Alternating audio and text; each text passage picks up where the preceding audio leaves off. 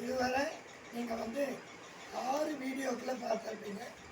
அதில் மாற்றுத்திறனாளிகளை பற்றி நான் திருப்பி சொல்லிட்டு வரேன். அப்படி இருக்கிறதுனாலையோ என்னவோ தெரியல, நிறைய பேர் அதை பார்க்கல. இதே ஒரு பாட்டோ சினிமாவோ இருந்தால் 1 லட்சம் லைக் 2 லட்சம் லைக் வந்து இது ஒரு 26 சப்ஸ்கிரைபரும் ஒரு 500 பேர் வியூ பண்ணியிருக்காங்க. வியூ பண்ணவங்க சப்ஸ்கிரைப் பண்ணி லைக் கொடுக்கணும், அது யாருமே கொடுக்கல. இதை ஒரு கைண்ட் ரிக்வஸ்ட்டாக வைக்கிறேன்.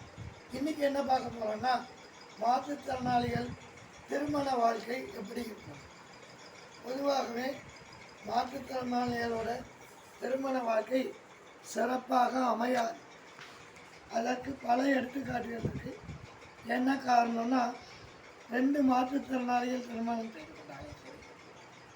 ஒரு மாற்றுத்திறனாளி ஒரு நல்ல உள்ள ஆளும் திருமணம் செய்து கொண்டாங்க. அது ஒத்துப்போவதே இல்லை. என்ன காரணம்னா, எங்கள் பள்ளிக்கூடத்திலே பல பிள்ளைகள் மாற்றுத்திறனாளிகளை கல்யாணம் பண்ணிட்டு பல பேரண்ட்ஸ் என்று சொல்லியிருக்காங்க. கல்யாணம் பண்ணி வச்சோம் சார், சொந்த மாமான்னு நினச்சி விட்டுட்டு போயிட்டான், அவங்க வச்சு காப்பாற்றலை அப்படி. இன்னொரு பக்கம் என்னென்னா, மாற்றுத்திறனாளிகளை கல்யாணம் பண்ணிக்கிறவங்க நிறைய கஷ்டங்களை அனுபவிப்பாங்க.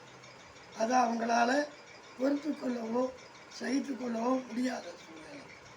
அதனால் 2 பேருக்கும் வெறுப்பு பல பிரச்சனைகள் வரும். அதனால் அவருடைய வாழ்க்கை சிறப்பாக அமைவதில்லை. அதுதான் காரணம்.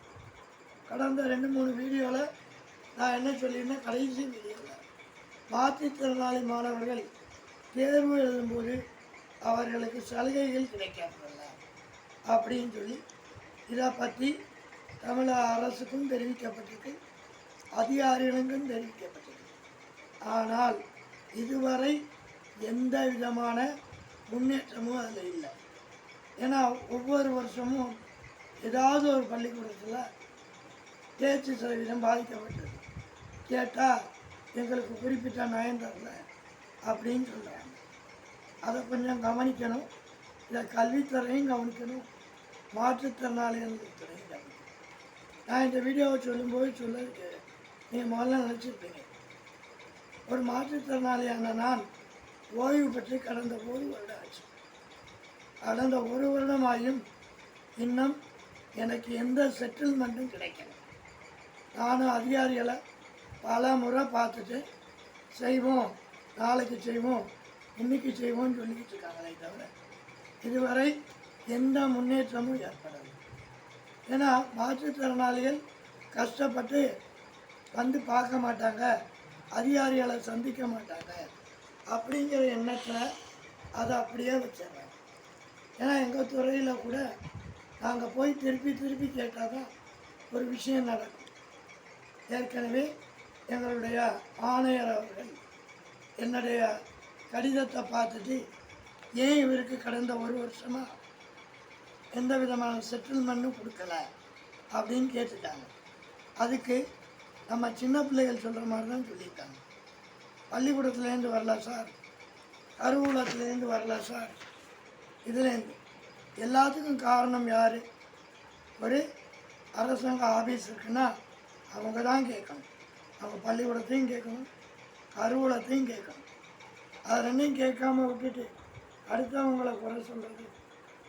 சின்ன பிள்ளைகள்லாம் அடிக்க போனால் நான் தப்பு செய்யலை சார், என் ஃப்ரெண்டு தான் செஞ்சான், அவன் தான் சார் என்னை முடிஞ்சான், அவன் தான் என்னை அடித்தான், அவன் தான் கெட்ட வார்த்தை பேசினான், இப்படிலாம் சொல்லுவாங்க.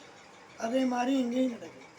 அதனால் மாற்றுத்திறனாளிகளை அவருடைய வாழ்க்கையை ரொம்ப சீரழிஞ்சிட்டு வருது. அவங்க ரொம்ப வருத்தத்துக்கு ஆளாகிட்டு இருக்காங்க. அவங்கள கை தூக்கி விட்டு அரசும் அதிகாரிகளும் உதவி செய்யணும்னு ஒரு பணிவான வேண்டுகோளை விடுக்கிறேன். ஏற்கனவே இந்த அரசு பல நல்ல திட்டங்களை செயல்படுத்தி வருகிறது. அதே போல் மாற்றுத்திறனாளிகளுக்கும் செய்ய வேண்டும், அவர்கள் வாழ்க்கையை முன்னேற்றி கொடுக்க வேண்டும் என்ற கோரிக்கையை முன்வைத்து இந்த வீடியோவை முடிக்கிறேன். நன்றி.